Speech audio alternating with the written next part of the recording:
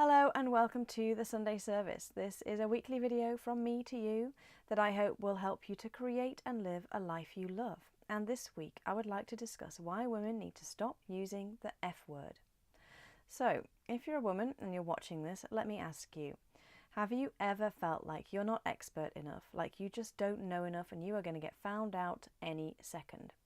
Have you ever felt like because you're qualified by experience and you don't have hundreds of letters after your name, that your opinions and your ideas are not as valuable as somebody's who's got hundreds of qualifications? Have you ever felt like because you're doing things your own way and not following a traditional path, that again, your opinions and your ideas are not as valuable as people who are following the traditional path and ticking all the boxes? Have you ever felt like people like you just aren't meant to be doing whatever it is you're trying to do or mixing with whoever you're trying to mix with? So I imagine that at least one of those things is going to resonate for those of you watching. And if you do find that one of those things resonates, it's likely that you have felt like you are a fraud at least once or twice in your life. So yes, today's video is all about the F word, fraud. Perhaps not the word you were thinking I was going to be talking about. And for you, it might be the I word, imposter, but that doesn't make for quite as good a video title.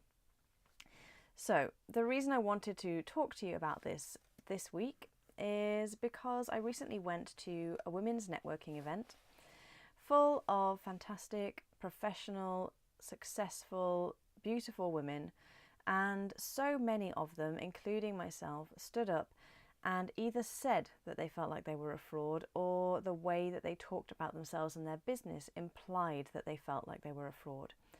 And it really struck me how many of us were saying this out loud, so I thought it was something worth talking about.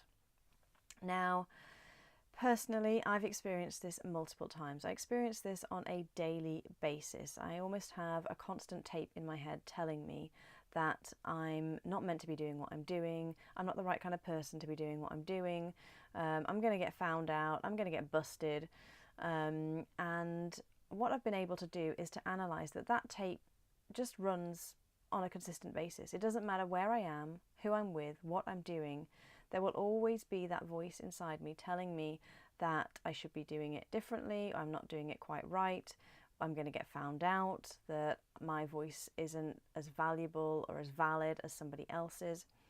So from that analysis, I was able to discern that, well, it can't possibly be true then. Because how could I possibly be an imposter and a fraud in every single area of my life? It just makes zero sense whatsoever unless I have made the wrong choice at every possible turn in my life from the age when I was able to start making choices for myself. There's no way that I could be an imposter and a fraud in every single area of my life. Why on earth would I have been born if that were the case? So perhaps you can do a similar style of check-in.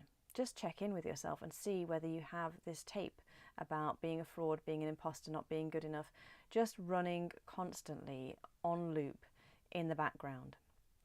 And if you do, then it's time to start challenging it, because it can't possibly be true.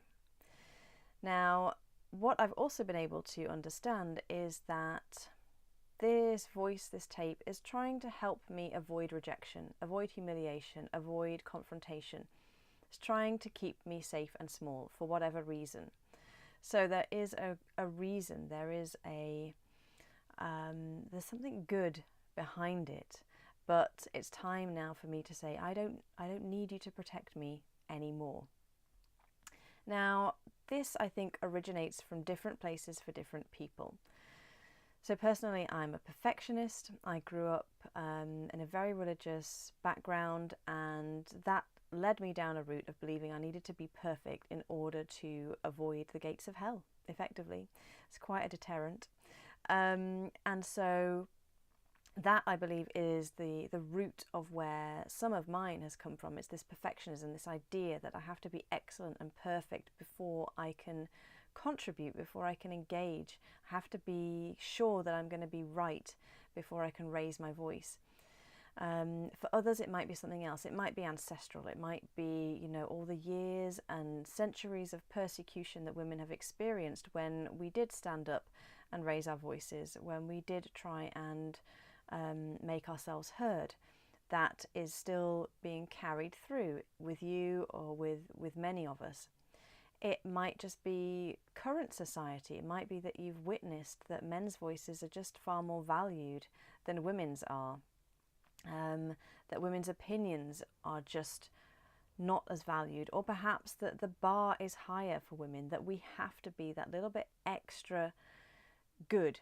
We have to be better. We have to be just at a slightly higher level in order to reach the same level of significance as men.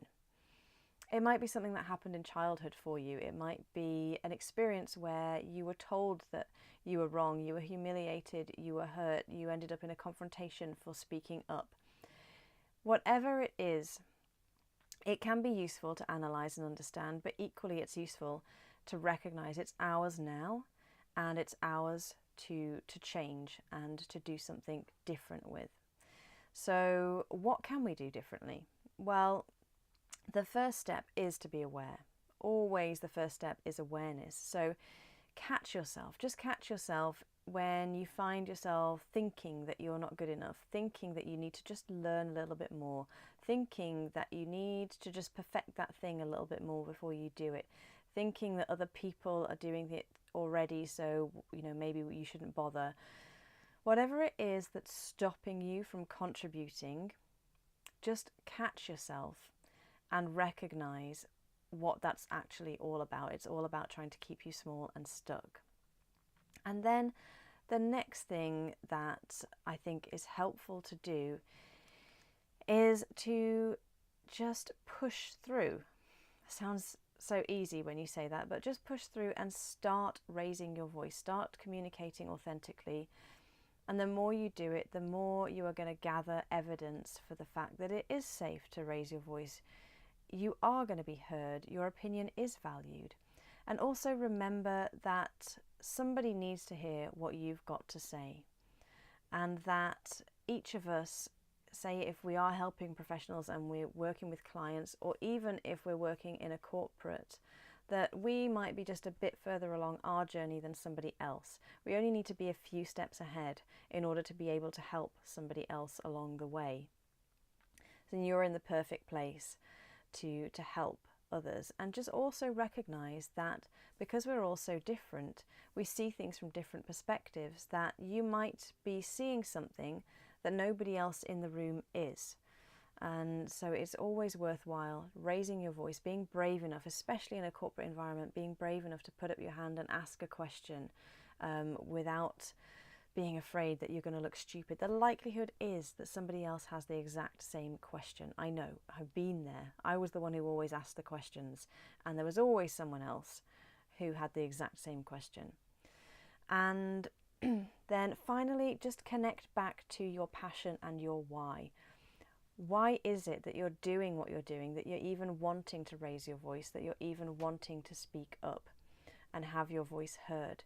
There's got to be a reason there. So just reconnect back in with that, and hopefully you'll find that that is far stronger than the fear that is trying to keep you from raising your voice and from speaking out.